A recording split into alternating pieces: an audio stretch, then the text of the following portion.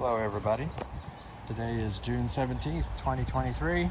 It's been a while since I've had any updates and I really don't have much to say right now, but I wanted to do a small update. I was out of town helping two of my sons move to Texas from Colorado. Did some cleaning in the yard, got rid of a bunch of junk that I had to get rid of, cleaned out my shed.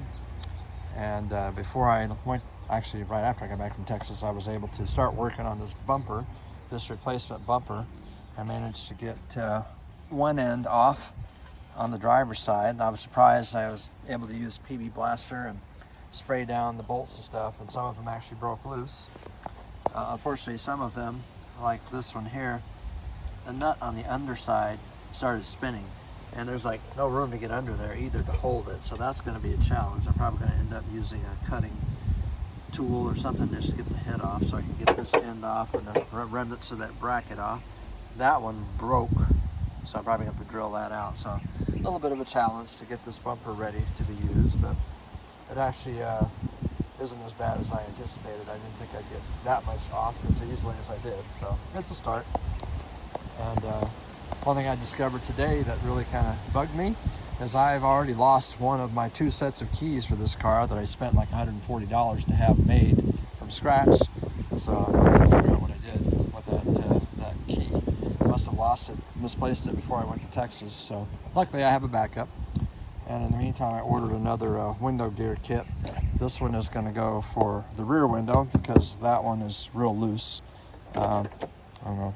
Yeah, you can't really tell right now, but the motor needs to have the gear replaced just like the front motor did. So I'll show you how I go through that. It's a little different than the front door, but not too much. And the other thing is, since I had so much trouble with the power window switches because they're corroded and old and don't move very well, as I brought them in here to my little workshop area, you might say. And I'm gonna take each one apart and clean up the contacts, lubricate it, and then put it back together. And it may not be perfect, but they should at least work well enough so I can get by, because I need these switches to work to get the windows open and closed easily enough. And that's it for now. Quick little snippet here. One thing I didn't say earlier is I think it's kind of cool when you have an older car like this that you can actually have a chance at rebuilding a switch like this on a modern car. I don't think that's possible to take one apart and get it working again. Maybe I'm wrong, but I think that's kind of cool. On the other hand, there are challenges too, like keeping track of the tiny little small parts. Camera won't even focus on it, but that little tiny C-clip was on the end of that shaft right there that holds the little push handle right there in place. So I'm trying very hard to save those tiny pieces so I don't lose them. And then of course you have to push that pin out, and I don't really have anything appropriate. I found a small little nail that should do the trick, but it was pretty stiff, so I sprayed it good with WD-40, and it actually moves a lot better now than it did, but still I need to clean the contacts. So next step. Hello everyone, it's August 21st, 2023. Long overdue for an update because I've been too busy to do anything with my project car the last month and a half or 2 months. Part of the reason I've been behind is because this is a new car for me. It's a 2011 Lincoln Town Car. My 99 Lincoln Town Car unfortunately was totaled in a car accident in Philadelphia about 3 weeks ago or so by a person that did not have insurance, of course, even though it's required by law. Many don't. So I ended up having to get another car, and since I had to get another car, I decided to focus on getting a 2011 because that was the last year of the big town cars, and I got lucky with this one, I think, because it only had 77,000 miles on it, original miles, one owner car, just a gorgeous car. It feels like a new car driving. I've never had such a nice car, and of course, being a Lincoln man, it was perfect for me. So that's the big news on the car front. So that took some time, plus I finished my yard sale finally, got rid of all that stuff that I had. A few items left over I'm trying to sell individually. And my project car has had to sit that whole time.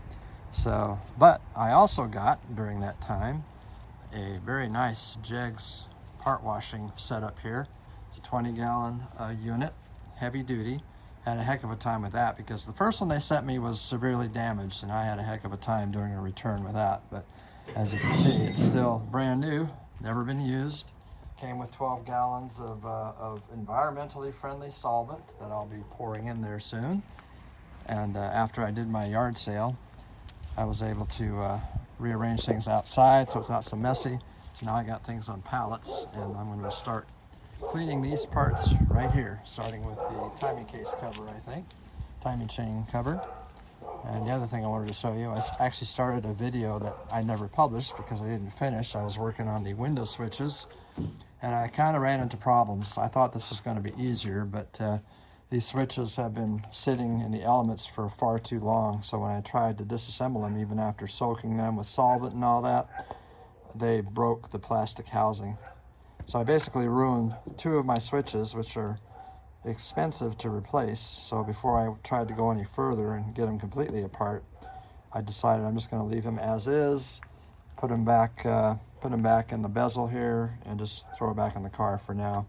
I'll worry about that at some future time. I'm probably going to be forced to spend $100 a piece on new switches from an aftermarket supplier, but be that as it may, that's where I left off. So today I'm going to be cleaning parts, and I got my little tripod over there set up just to share a little bit of that. Something else I wanted to point out, it's summertime, the mosquitoes are out in force, so I sprayed myself down with insect repellent, but I also wanted to point out this cute little device here. It's runs off of a rechargeable battery, and it's called Thermacell, and it has a little cartridge that goes inside and it produces this little steam. Then it works great for keeping the mosquitoes away. Saw this advertised, or saw it in a review in the San Antonio Express News newspaper that I read every day. So I bought it on Amazon, and it works as advertised. I'm really surprised because usually I don't trust things like this, but I thought I'd give it a try, and it does work. Okay, here we go. Had an issue getting the parts washer started the first time. The little pump that's here that circulates the cleaning fluid would just buzz and wouldn't run. So I took it apart, didn't find anything wrong, put it back together, and it works. However, I noticed I was getting shocks because the outlet I was plugged into wasn't grounded. So I had to go to the house and find another outlet that was grounded, and now I'm not getting shocks anymore, and it actually works. So this is exciting. The first part for my project car that's going to go into the parts washer. See how this baby works. Turn this on. Got my gloves, even though the solvent is supposed to be safe and biodegradable and all that stuff. I decided to get some of the stuff coming off and get it cleaner. So won't bore you with the details of that. Just wanted to show that I'm actually started on this project. Alright, here's the results of my first attempt at washing using my JX part washer. I made a mess. I was wondering what was going on as my feet were getting wet, and I realized I was just overspraying in the back. I thought my parts washer had a leak, but just user error. So got just a couple more parts I want to wash today because I'm getting kind of tired. I'm going to wash the air cleaner and maybe the fan clutch and that stuff, and call it a day.